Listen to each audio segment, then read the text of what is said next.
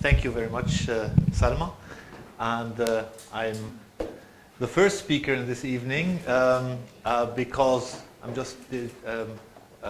happy to listen to the next speaker, who's probably will have and hopefully will have a much better talk or new insights. So I've placed myself to the front, so you'll have Albert coming next. And but anyway, I will talk about two projects, as Selma already highlighted, under the title Shortcut, kind of how can we shortcut towards sustainable development.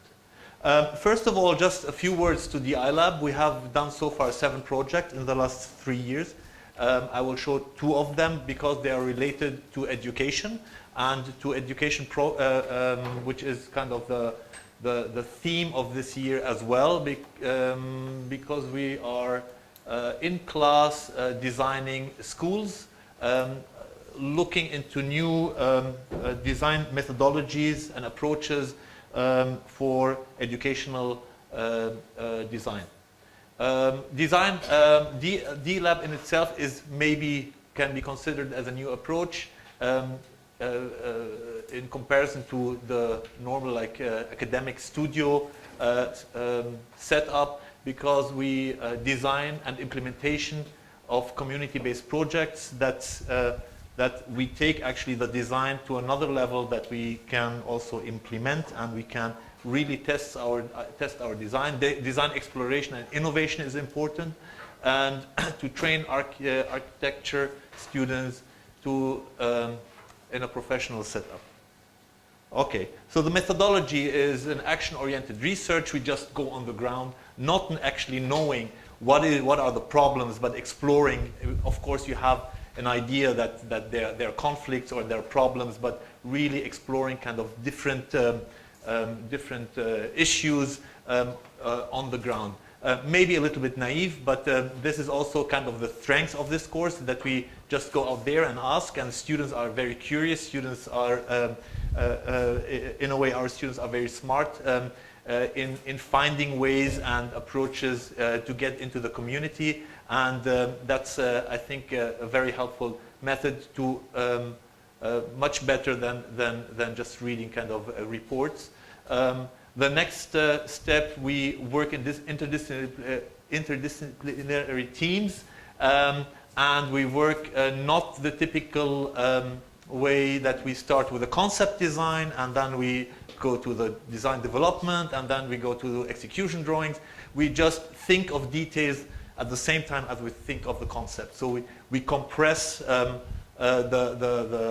phases of the typical design phases that we usually are applying in the profession.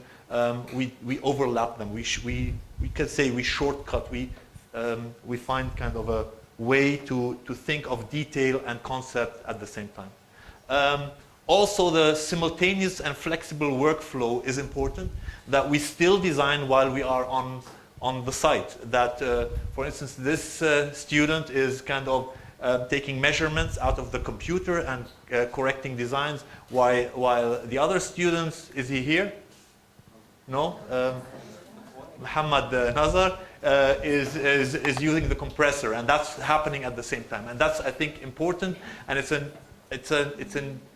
a method that actually is successful and very dynamic because time is short, especially if you think of resilience architecture. You have to you cannot go through approval processes. You have to make decisions just on the ground. And the beneficiaries are young architects and engineers, at the same time marginalized communities. So it's a win-win situation or setup. Some learn and some benefit. And I think this is kind of the idea behind the DI Lab. As an approach. So I start with the first project we actually did, because we relate it now to education. It was the Shams library for the school. We collaborated with the Kayani Foundation. Noura Jumblat yesterday presented. I just want to, before that, want to highlight actually the condition of makeshift tent classes that are on the ground. And this is something that you have to first understand actually what's the problematics of such schools. And mainly it is of course climatic, like extreme temperatures in between summer and winter that leads to cancellation of classes. Or it's a very high level of CO2 emission. Students cannot, they run out of classes because they just cannot, they suffocate, they cannot breathe. And actually it reduces the ability to learn or the ability to concentrate up to 20%. So if you imagine, up to 40% even. If you imagine you have 4 years, then 1 year is lost because actually of climate issues. And climate issues in schools are a very important aspect. And of course, light conditions. And that's something that we figured out are the main problems in schools, even in formal schools, but of course in makeshift schools.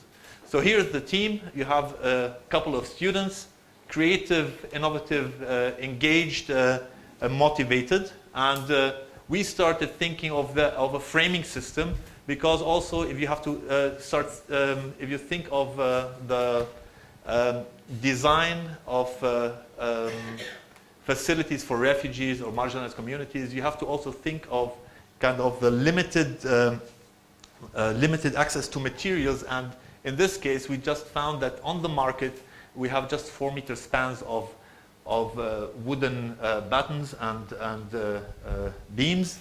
And we thought of creating a framing system, a 3-hinged frame that allows a bigger span, because schools usually need a bigger span. All the makeshift schools in the Bekaa Valley had only a 4-meter span, and we went up to 7 meters, which gives a much better floor plan where you can organize classrooms or the library. So that's how we tested or we built the pieces in class, and then we test them here on the terrace.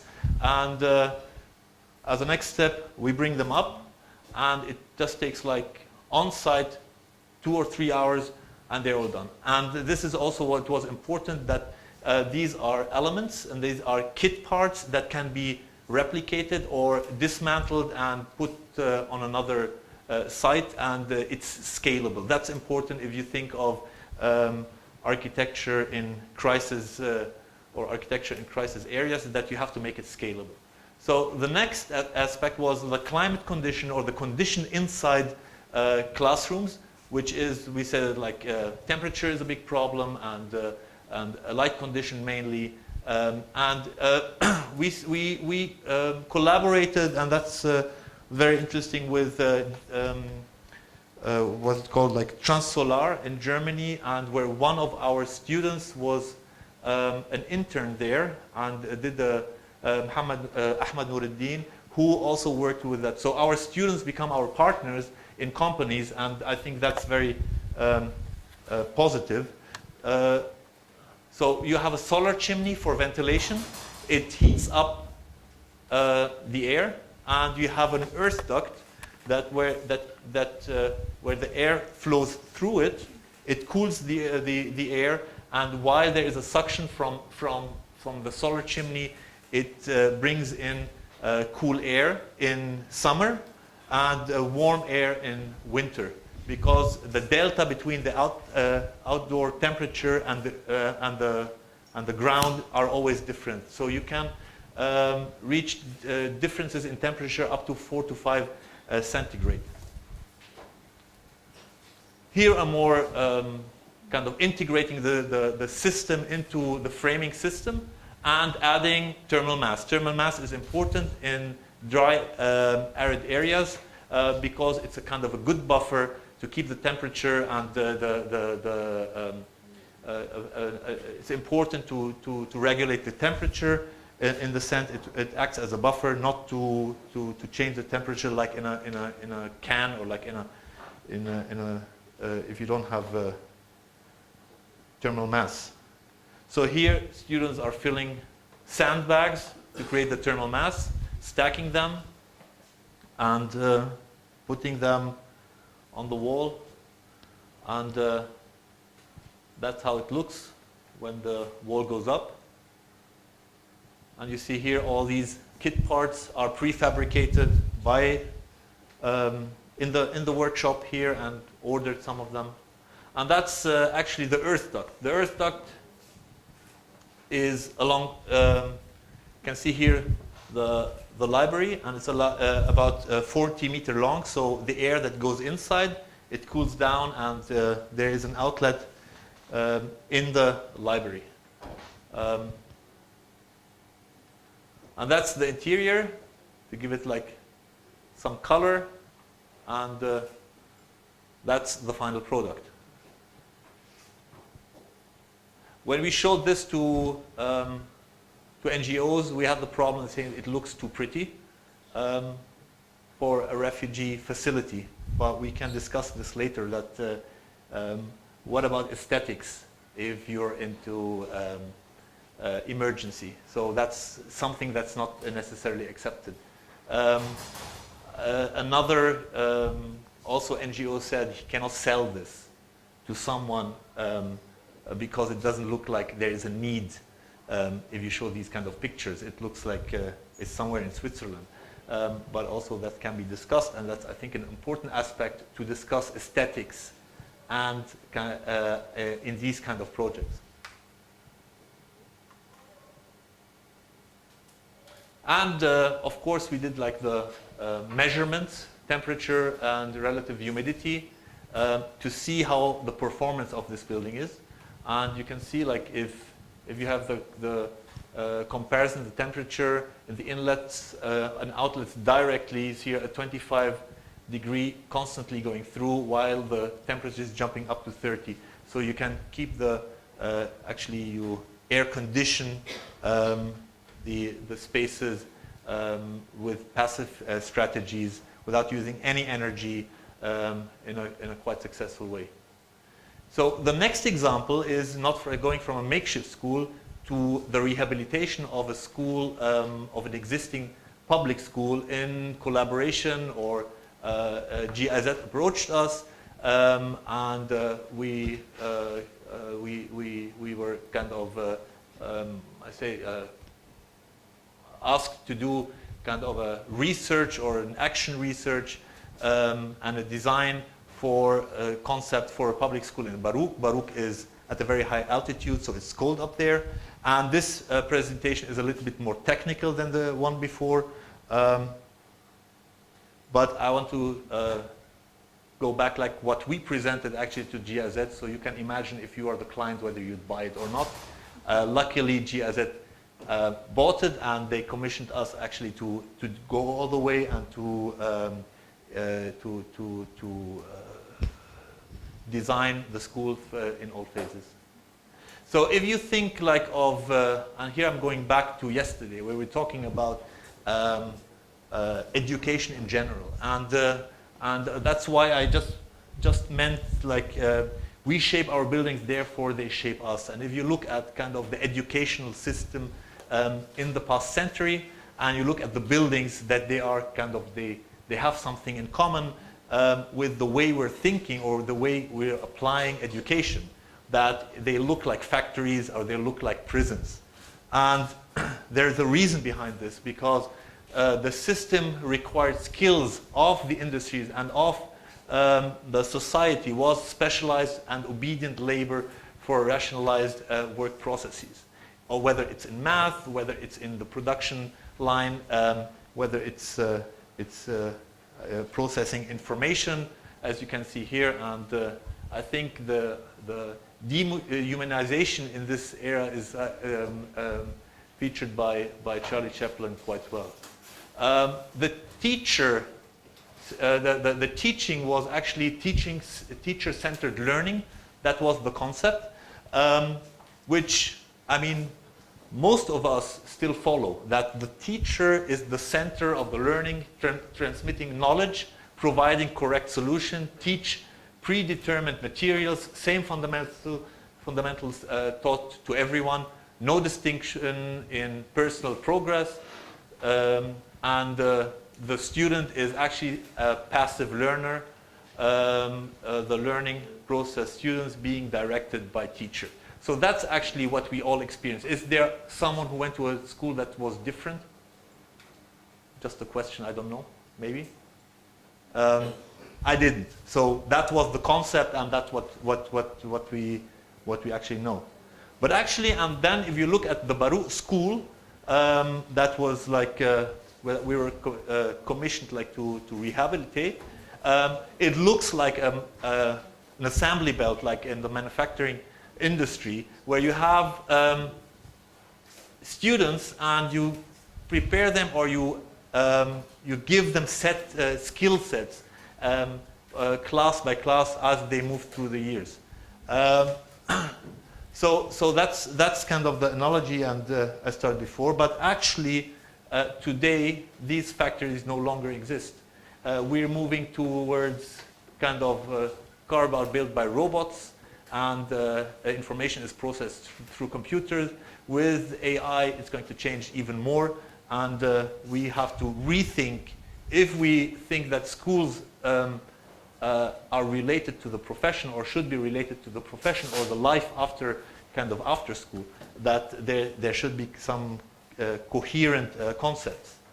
So if you look, for instance, at the work processes of today, they're no longer linear. These are, I looked it up, like these are work processes in the car or in the industry that are much more complex, and they are but much more efficient. It looks like a web. For instance, if you look at a car manufacturer, it could only, Mercedes, you had to wait for 8 years to bring out a new car. Now they do it in 2 years, because actually the process, it functions like a web. That they design and build at the same time. Similar, I'm not just going to say that we copied it from Mercedes as the iLab. That design is process and fabrication at the same time. So if you look at, who knows these guys? Google founders, Larry and Sergey. If they would design a classroom, or what would it look like?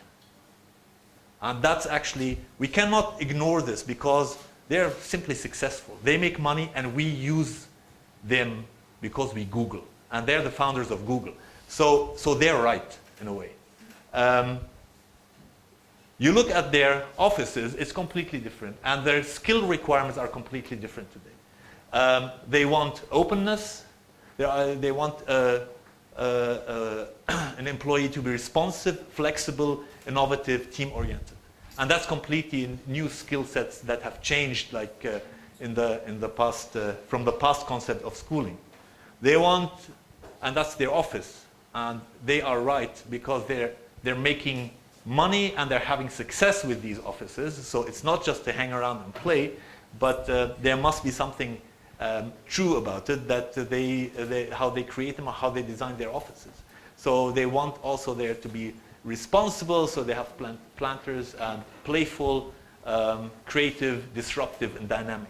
So where in the school system of the kind of are these skills embedded, or not at many points where I can see, but in the school of the future, then these skill sets have to be learned or trained.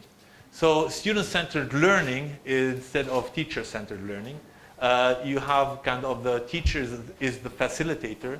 The student's role is an active participant in learning. Actually similar to what you are in studios. And it's what you yesterday highlighted, that everybody's going kind of for the architectural scheme of studio-based learning. Learning process directed by students themselves. The method is project-based learning, personalized learning, social, emotional learning. And that the learning objectives are self-directed problem solving, collaboration and skills, creative skills, and critical thinking. Nobody's asking for math. Nobody's asking for languages. That's actually where learning is going, or where the demand of these products or children when they become adults is is going. And of course, it's a healthy and diverse learning environment that has to be created in design or in architecture, linked to the community, linked to nature, and to create a form of control, bonding, and meaning. And the learning modes, if we want to have them more diversified, we have to look at how do we learn if we want to create these spaces. That we learn from experts, that's the campfire model. That someone is sitting at the campfire and telling a story and explaining something. We learn from our peers, that many people sit together and share information, not necessarily like in a hierarchy, but that's the water hole method. Or we learn through introspection that you have to be also able to be alone and think about things, or read and dig into problems. And you learn by doing, and learning by doing cannot be taught. Because if you want to learn to hunt, you have to hunt. You cannot kind of teach a theory about it. So these are the learning modes or learning experiences that we have to consider in future. And consequently, these are sketches of different spaces that you have to create in order to impart these learning experiences or modes. And outdoor learning is important. Small group spaces are important. Withdrawal spaces, flexible learning spaces, presentation spaces, making spaces, and reflection spaces, all related to what I said before, which is the water hole, which is the cave, and so on and so on.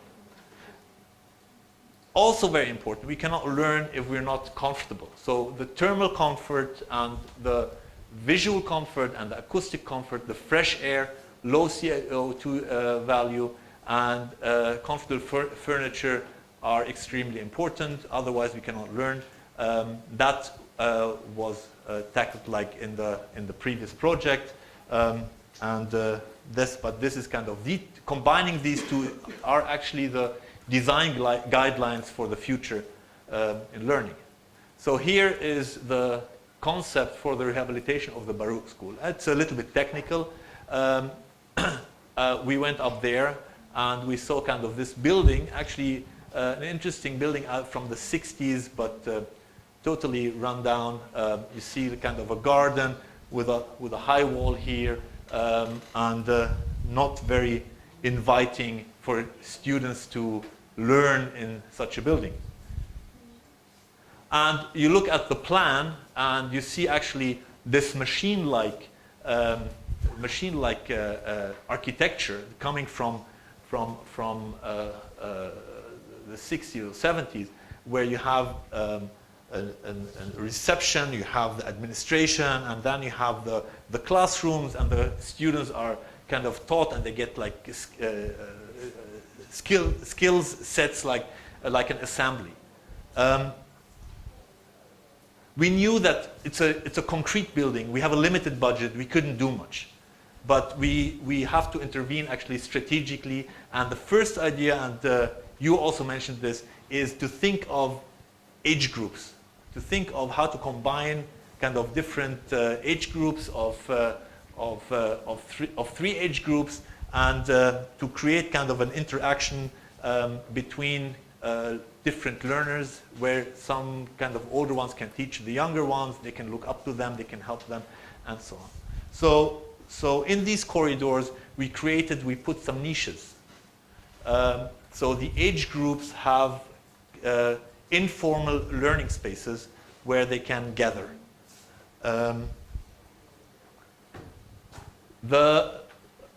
Putting all this together, then you have, for instance, the Da Vinci Lab, which is the maker space. We have smaller classrooms, other computer labs, and kind of diversifying actually the learning experiences within these classes. But of course, as I mentioned, it's limited. It is a rehabilitation. We cannot go and change the whole concept. Then otherwise, we need to tear down the building and build it again in a completely different way. Also, looking at the outdoor is important. So simulations were done to see where where we have enough sun and consequently have the plantation accordingly to create outdoor spaces that are comfortable. You see, for instance, this wall here, not connected down to the garden. And of course, we mapped the existing spaces where children like to be, and we added different functions where we differentiate between highly active, multi-use, active, passive, and as different zones in for learning, and breaking down actually this wall and creating a terrace, introducing sensory stimulating plants that grow up there, and with the plants where you can also do things. And also coming to the next aspect that I mentioned before, that is about the thermal comfort, creating kind of, first of all, analyzing kind of the dark areas where where can we intervene, what's good in winter, what's good in summer, shading optimization for outdoor comfort maximization. So again, simulations over the outdoor areas in order to program them properly. The visual comfort of existing was analyzed, and that's really important. In school, if you don't have proper light, you are really kind of, you don't have the ability to learn properly, because you have to see. That's very important. So we did kind of glare studies, and we did studies of the existing, and then introduced strategies of light shelves where we can reflect the light on the ceiling and bring in light to deeper or further inside the classroom. Also the thermal analysis, important to see what's going on in the actual situation where they were sitting here when with taking off their coats, and on the other side it's much too cold. They're sitting with their anoraks, and it's freezing cold. And of course you see here the existing temperature outdoor and indoor that moves in parallel, down in winter and up in summer. And if you simulate, or if you integrate actually these passive strategies, such as solar chimney, where you put another layer of glass, it heats up the air in this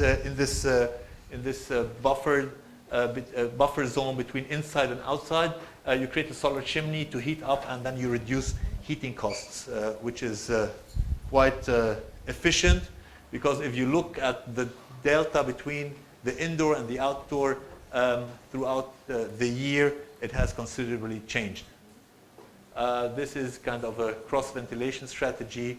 I'm at the end. Thank you.